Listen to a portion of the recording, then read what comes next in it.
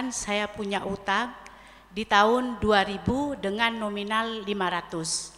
Ketika saya mampu membayar di tahun 2024, apakah saya masih tetap membayar dengan nilai 500 tersebut atau membayar dengan nilai rupiah di tahun 2024? Gitu. Terima kasih Ustadz.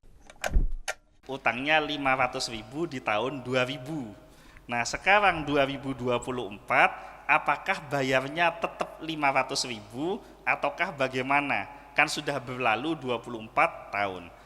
Mayoritas ulama sepakat bahwa hutang dalam jumlah yang lama, dalam waktu yang lama, itu dikonversikan dengan makanan pokok yang ada pada waktu itu. Jadi maksudnya pada tahun 2000, uang 500.000 itu bisa dapat beras berapa kilo. Maka di tahun 2024 ia membayar senilai berapa kilo beras yang diberikan itu. Kenapa? Karena hutang itu kan kita mengambil hak orang lain.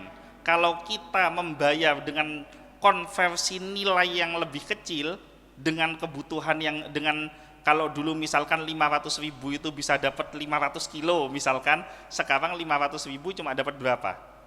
500.000, ya sekian kilo lah kurang lebih.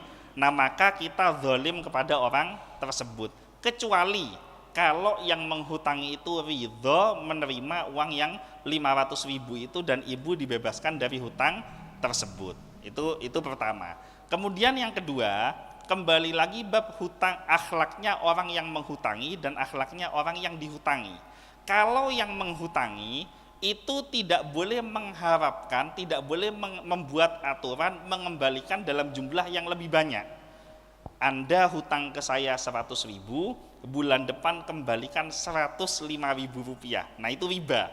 Yang ngutangin kok menetapkan itu riba. Tapi kalau misalkan saya hutang 100.000 rupiah, atau misalkan saya datang ke Ustadz Sutejo, Ustadz saya mau bisnis, kekurangan modal, saya pinjem uangnya 2 juta rupiah untuk tambahan modal saya. Oleh beliau dipinjemin, akhirnya saya jalankan bisnis. Nah barokah uangnya beliau, bisnis saya akhirnya berkembang dan saya mendapatkan keuntungan.